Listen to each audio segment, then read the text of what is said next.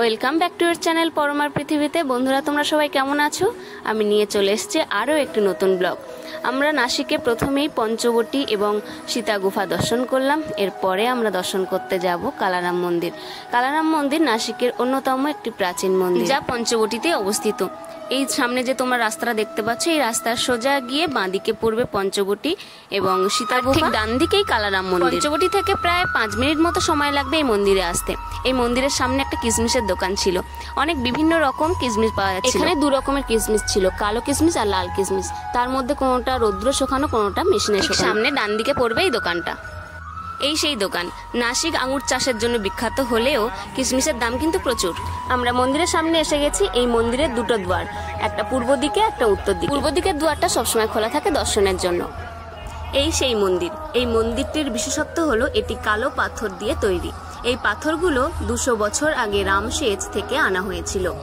তৈরি করেছিলেন পেশোয়ারা। মন্দিরটি তৈরি করতে প্রায় 12 বছর সময় লেগেছিল। তখনকার সময় 23 লক্ষ টাকা এবং 2000 শ্রমিক লেগেছিল এই মন্দিরটি কমপ্লিট করতে।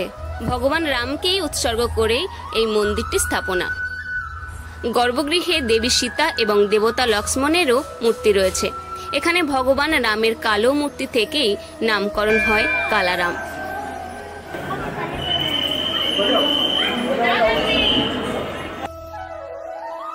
এবং দেখবে পরবর্তী সময় তাদের জন্য ঠাকুরের এখান থেকে সিঁদুরটা নিয়েছি, তোমাদেরও দিয়ে দিলাম।